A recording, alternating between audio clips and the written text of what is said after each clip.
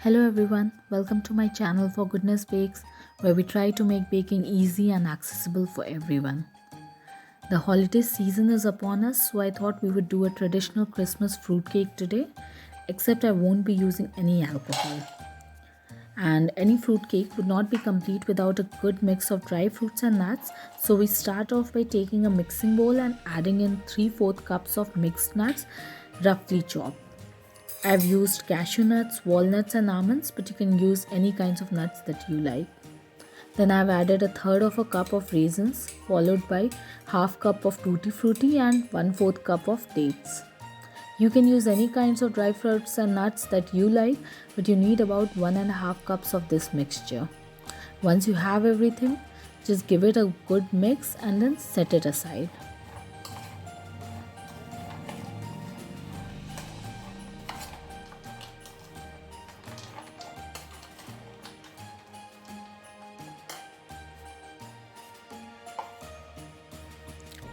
Now we come to the soaking part.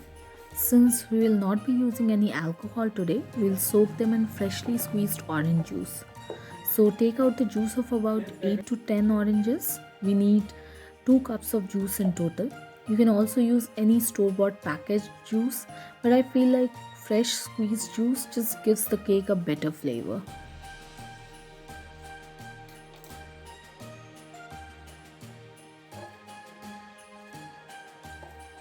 Now, in traditional fruitcakes, this dry fruits and nuts mixture is soaked in brandy or rum over a period of 2 to 3 months, even up to a year. We will be sidestepping this process and instead simmer this dry fruits and nuts mixture in orange juice over a low heat until the juice is reduced in half. This gives the same effect as the long soak method and makes for a very rich end product. So we'll take the orange juice in a saucepan and add all the dry fruits and nuts mixture to it.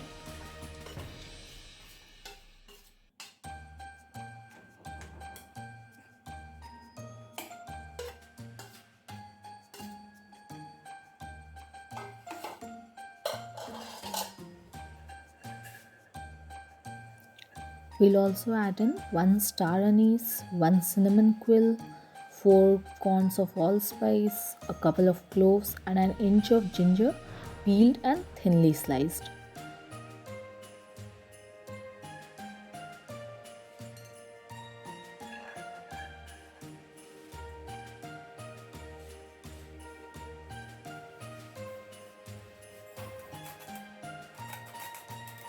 We will then grate about half of a nutmeg and give this all a good mix and then put it on the stove to simmer on a low heat until the orange juice is reduced in half.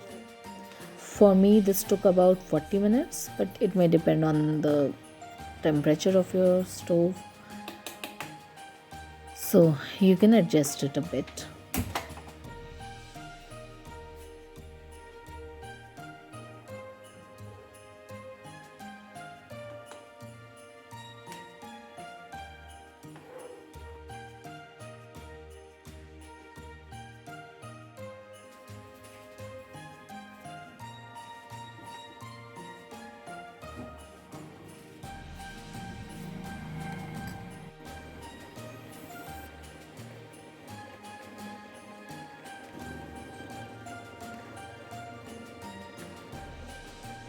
And once the juice is reduced in half, you can go ahead and make the cake right away, or like me, you could let it cool overnight and make the cake the next day.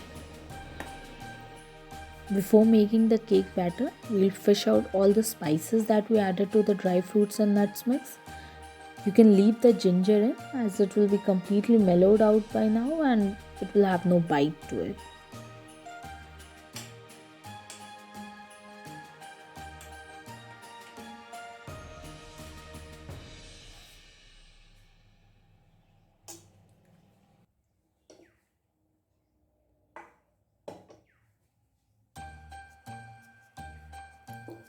Coming to the cake batter, we start off with a dry mix, taking 200 grams of all-purpose flour or maida mixed with 40 grams of corn flour. To this we'll add 1 teaspoon baking soda and a half teaspoon of baking powder. Now we have already added spices to our dry fruits mixture, but I also like to add a little bit of grated nutmeg and cinnamon to my dry mix as well.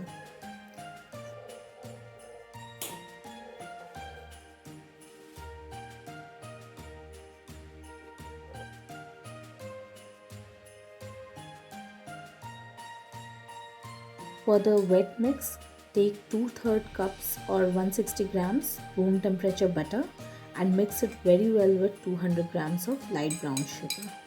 You can even use dark brown sugar, but it will give your cake a very dark color.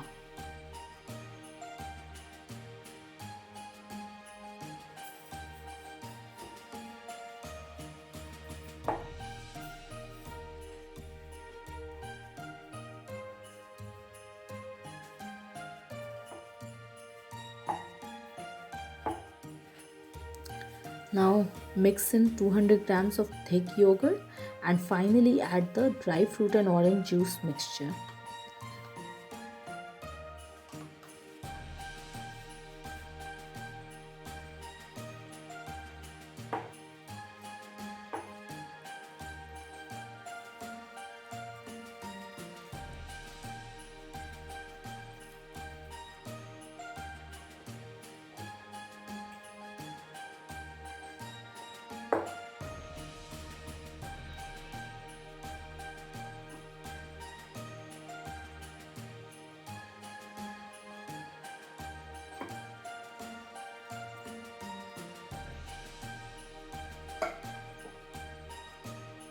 Once you have this wet mix ready, you can add the dry mix to it, but add it in 3 parts, little by little, to make sure that it is incorporated fully.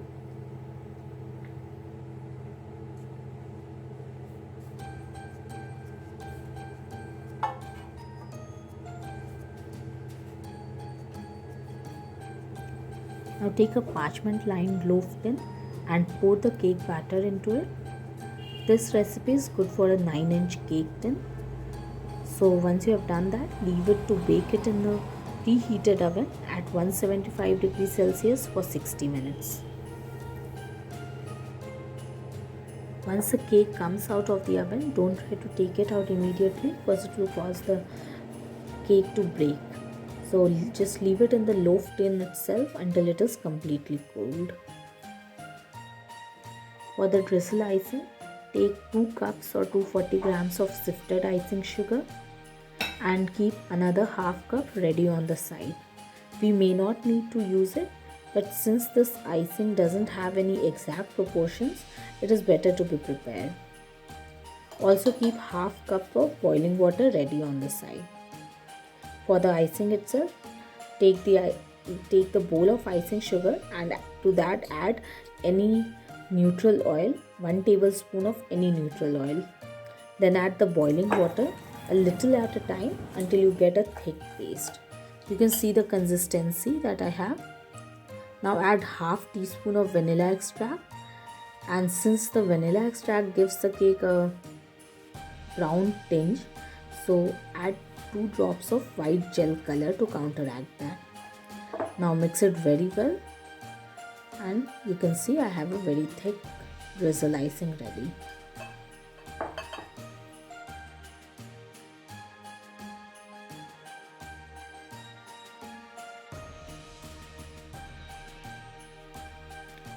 Finally, pour the icing on the cake and grate some orange zest on top.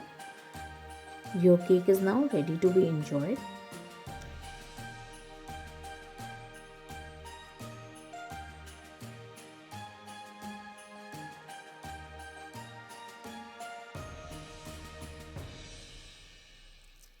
Once you slice into it, you can see that it is very rich and spicy and moist. Just so flavorful. So give it a try this holiday season and let me know how it turns out for you. Thank you all for watching my video.